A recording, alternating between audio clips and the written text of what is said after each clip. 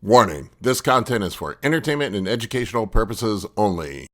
All right, folks, Big Paul here with another Anabolic Q&A. Today, I've got some good questions for you from my school member site and also from the YouTube comment section from last week. If you have questions this week that you would like answered on the next Anabolic Q&A, put them in the comment section below. Also, please subscribe to my channel if you are not subscribed. Give this video a thumbs up. It helps me with the algorithm. YouTube doesn't seem to like me. They don't put me in the algorithm very much. I have some good questions up today. We're going to talk about L-Carnitine, DECA shutting you down, some other things we've got on deck as well. We're going to talk about difference between running short and long esters, benefits and downsides of running different esters of hormones. And before we get into all that, I want to tell you guys quickly about my school members site with the Team Anabolic Bodybuilding group I have up on school. You can ask questions there. I have questions that those folks get first priority for these Q&As. Also, I have a forum on there where I do answer questions that people have. If you have questions and you want to ask me questions, you can do it there. I also have some private videos up for the members of the site on how, things like how to build a cycle and some other stuff that up there, and discounts on some of my other products. If you're looking for something that's a little more detailed, I also have my Science of Anabolics and PEDs course that I put together with Kurt Havens. It is incredible. It is full of a lot of detail about PEDs. It's probably the most comprehensive PED course out there with over 60 hours of videos and 100 and so modules. You can check that out at the Anabolic Bodybuilding website. Link is in the video description below. All right, enough of that stuff, folks. Let's get into these questions in just 1 second.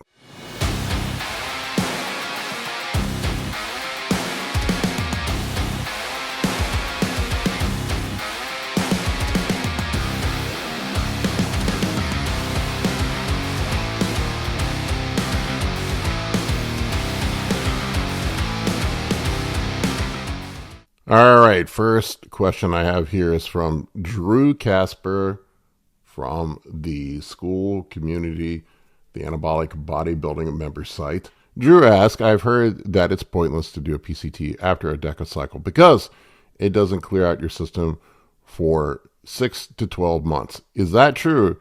And if so, can you PCT after MPP since it is a shorter ester? Here's the thing with this stuff. PCT, there's some debate whether PCT even works. I check out the Harlem study, HAARLEM. It's, it's a loosely done study. It's not, it wasn't controlled, but they took a group, I think it was like 75 or 80 PED users and followed them over a course of coming off of PEDs, a course of PCT to see what the effects were. And ultimately, both had similar recovery. It didn't seem that the PCT really made much of a difference in recovery, long-term recovery. There may have been some faster recovery running a PCT. Now, with that said, there are some things with DECA that probably make it more suppressive. It is a synthetic progestin. That would not make a difference whether you're running MPP or DECA. I have seen some studies that show that it is detectable in your system for up to 15 to 16 months, something like that. And depending on what you look at, the half-life of DECA is somewhere between 12 and 15 days. It really just depends on how your body metabolizes it. It's going to be at least 5 half-lives before it is eliminated from your body. So we're talking about 60 to 75 days, somewhere around there. 2 to 3 months before it's even eliminated. And at that point, it would make sense to do the PCT if you were going to run one. Now, like I said, there's some debate whether PCT actually works or does anything. I'll leave that up to you. I don't know that MPP would be much better. In theory, it should be shorter, but talking to Kurt recently, Kurt says that MPP really isn't that much different than DECA, and actually is probably worse. It just has a lower peak. That it was shelved as a drug because they found that it wasn't as good or as effective as DECA, I found that it doesn't have the same side effects that it does, but if it doesn't peak as high as DECA, then that would explain why that it isn't as suppressive. So who knows? Some of the stuff we just have to figure out by trial and error. I would say this.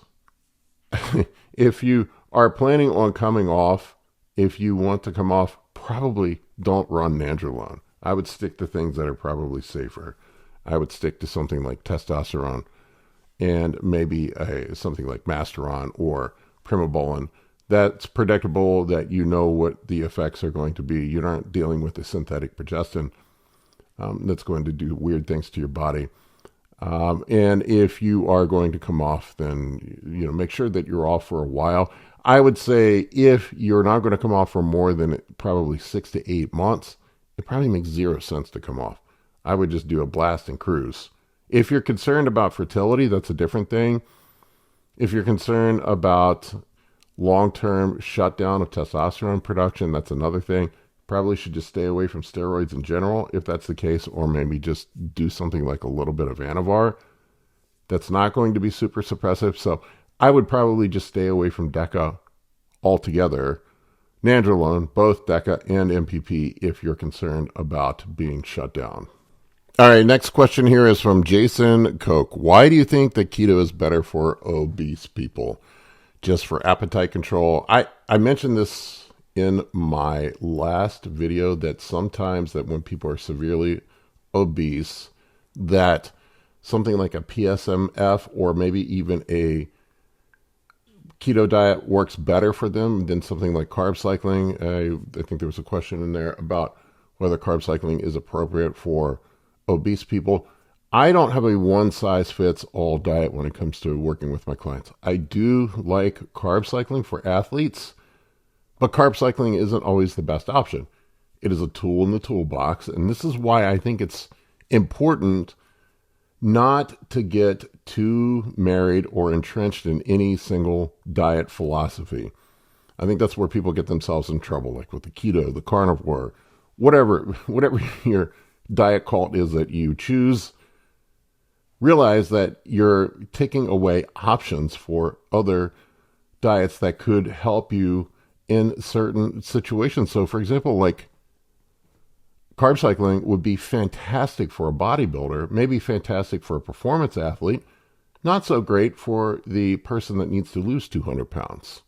Sometimes it works, sometimes it doesn't. Something like a PSMF, a protein-sparing modified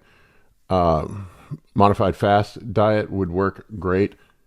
Essentially, that's just meat and vegetables at the end of the day. Low fat, high protein. That's going to spare muscle loss and get fat loss off of you quickly. When you're eating low fat, you're going to force your body to burn fat.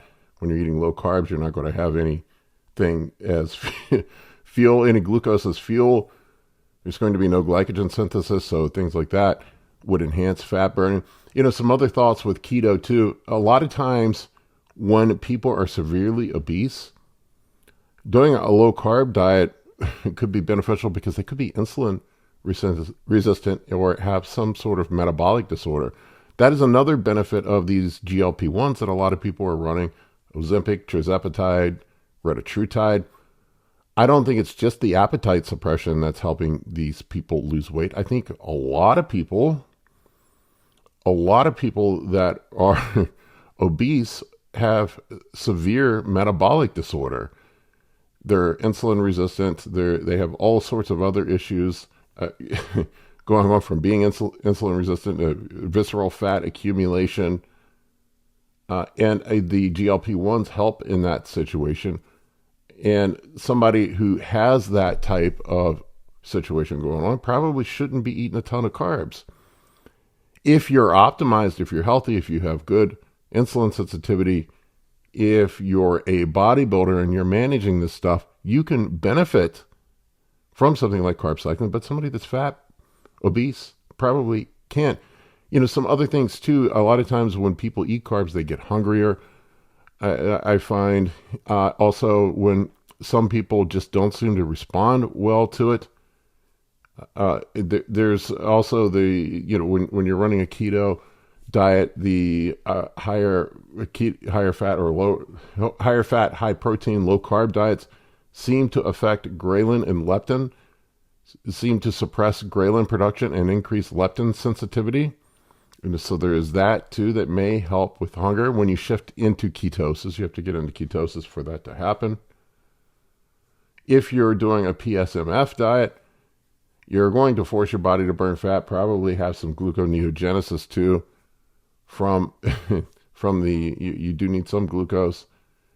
There's going to be that going, you're not going to be probably not have enough fat to actually get into ketosis.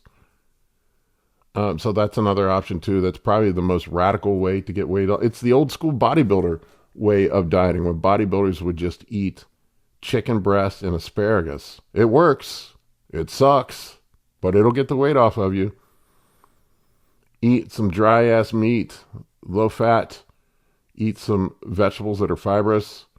You'll lose weight. You'll get lean. That's how we used to cut back in the 90s. So these are some options.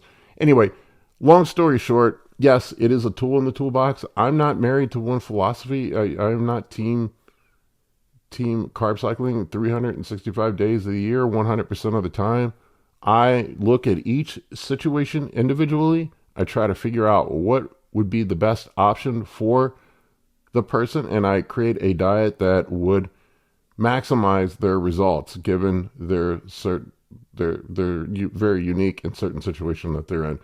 Everything is very specific for the client. Matthew Boldock asked a question. Boldock. Hopefully I didn't slaughter your name, dude. Do you see visual differences running shorter esters versus longer esters, or is it just more bro lore? I mean, I think it's just bro lore. I mean, there could be differences in aromatization. I think where it comes from is shorter esters, you're going to have to inject more frequently. And it does seem like with testosterone and some other things that you do get less aromatization, thus less water retention when you're injecting every day. On contest prep, I'm usually injecting every day. In the off season, I'm too lazy to do that. I used to talk about microdosing, but I'm not giving myself shots 7 days a week, 365 days a year. I just don't want the scar tissue. And, there's shorter esters are hydrolyzed more easily. Longer esters are lipophilic, and they're going to, more slowly dissipate from the injection site. I don't know, if that could affect inflammation or anything, possibly. Who knows? Shorter esters tend to peak faster. You're going to have a faster peak, so they're more effective. I think that's why more effective quickly. I think that's why guys use them on contest prep mainly. It's not that there's some cosmetic benefit. It's because you can get them in your system quickly and you can make changes quickly. I think bros will start their Tren Ace or their Mass Probe and see changes within a week, and they think that there's some magic because of the short ester. It's just that the drug's in your system quicker. As we talked about earlier, it takes 5 half-lives for a drug to fully eliminate or peak. So we're talking about if you're running Tren Enanthate versus Tren Ace, if it has an 8-day or a 7-day half-life, we're talking about a month to a month and a half before it's fully peaked. So it's going to be a slow rise, and you're not going to see the initial changes. Whereas Tren Ace has something like a 48-hour half-life. I don't recall exactly. So within a week, you're going to notice differences. I think that's where the key difference is here. And it's not that there's some magic in body composition. It's just that it hits faster. And you will see differences quickly. So people assume that it's better for body composition. It's not that it's better for body composition. It's just how quickly the drug gets into your system, the pharmacokinetics of the drug that are different. So that has an effect indirectly on body composition, I guess. This would be my guess. All right, next up, my friend Rocky Fenton. Rocky asks, how often do you change up your exercises on prep? Rocky, I am a creature of habit, my friend. I hang on to my exercises like they're an old friend. I do not let them go. I will wear an exercise out. I will do the same exercise for years on end sometimes and don't change them. I don't know how true this is, but I have heard that Brian Dobson gave Ronnie Coleman his training routine when he started working out at Metroflex, and Ronnie ran the exact same training routine for his entire career, like decade, more. Did the same thing every day, progressively got stronger on the weights. Dorian, you can look at Dorian's old training stuff. He worked out at a small-ass gym in a basement, and they only had like a dozen machines in there.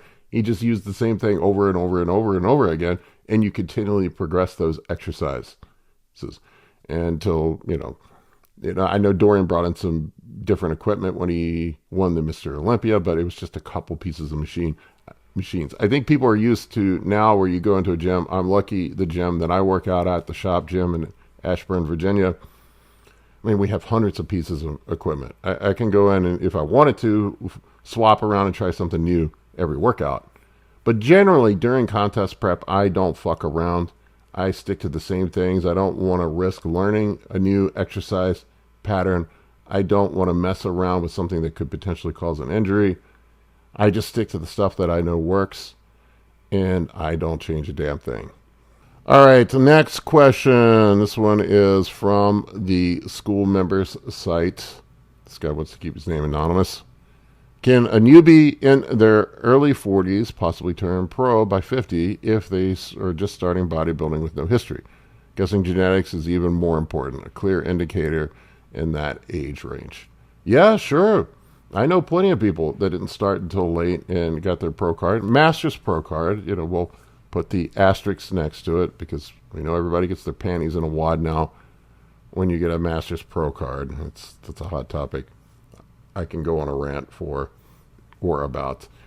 Anyway, the guy that got second place to me at Masters Nationals this year and won his pro card, from what I understand from talking to him, he had started working out in his 40s and got in shape, got hooked on bodybuilding, and earned his pro card in his 40s. It was pretty fucking cool.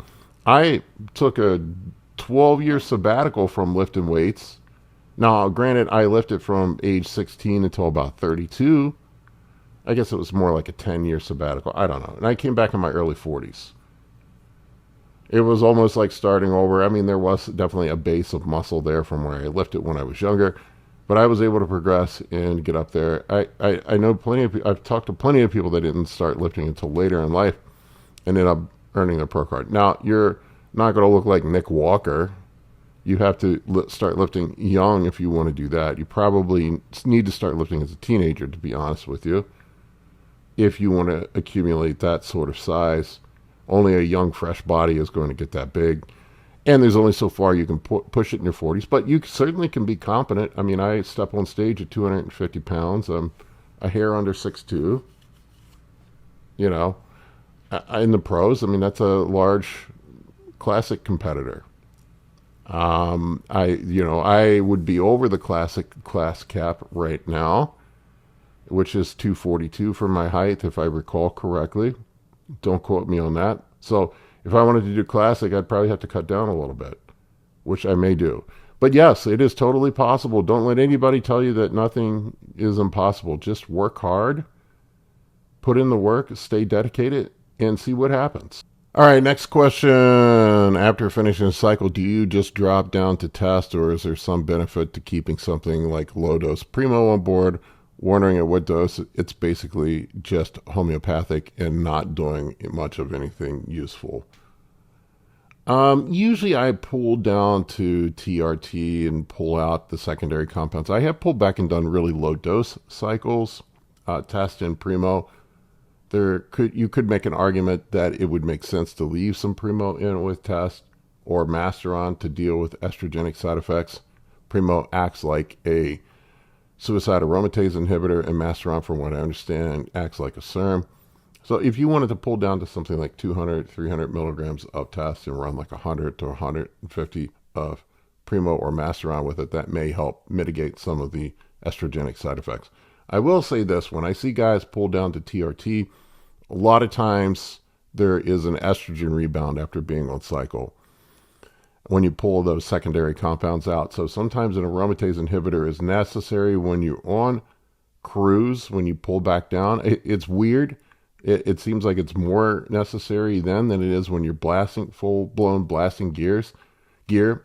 I see guys that are on TRT have more issues with estrogen conversion than dudes that are blasting 2 grams. It's just how it goes sometimes. The secondary compounds do compete and help keep estrogen low, so that is a potential benefit. But I would say, ultimately, if you're trying to have a health and recovery phase, I would just go down to testosterone, maybe a little bit of GH. You want to let your body recover, let yourself come back to some sort of baseline or homeostasis for a period of time before you blast again. From what I understand in talking to Dr. Dean, that when you press the gas pedal down all the time, your body is using the stem cell pool for anabolism, for growing muscle, and there's nothing left for organ repair or your organ health. And that's why guys end up with serious issues with organ health, because they're pushing the limits of hypertrophy, and the body is devoting all of its assets towards hypertrophy. So if you want to let yourself recover, get healthy again, use that phase for health only. I think it's easy to get yourself wrapped up in not losing size. Believe me, I've been there. It starts to mess with your head when you kind of go back to looking like a mortal again. It's not fun looking like a mortal. We all want to look like Superman 365 days a year, but looking like Superman 365 days a year can get you in trouble and make you sick. Now, you guys have seen what I've looked like. After years and years and years of doing this, you can maintain a pretty decent physique on pretty low doses as long as you keep your diet together. Now, you're not going to look like Mr. Olympia, but I've been able to hang out around 250. If you watched my video the other day with my progress update, I'm probably 10% body fat, 9% body fat. I don't know. And I've hung on to most of my muscle. I've lost some of my fullness. I definitely don't look stage ready. But for the most part, I've been just running 300 milligrams of test for the last 7-8 months. There was a couple little mini cycles in there, where I upped it to 600 for 6 weeks to get ready for the Arnold. Otherwise, I've really just to look a little better, have a little more pop for the Arnold. Otherwise, it's just been TRT. So if you're coming down, just come down. If you're running a blast, just run a blast. All right, last question, and I'm going to eject after this one. Is L-Carnitine actually useful for fat loss? Seems like just yet another random add-on in the bodybuilding version of Yara. If on paper, if you look at studies, it does seem to have some benefit in mitochondrial function. It helps with fatty acid transport with mitochondria and metabolism of fatty acids. It seems to contribute some to that. I used a combo stack, I believe they call it Helios. It's an injectable L-Carnitine, injectable clenbuterol, and a little bit of yohimbine. I've used that on previous preps. I did not this year because the yohimbine makes me feel like dog shit. I will say this about L-Carnitine. I have run it and I have not run it. I've gotten shredded with it. I've gotten shredded without it. I just get tired of taking a bunch of shots. It may have some benefit. If you want to give yourself another jab, sure, go for it. It's not going to hurt anything.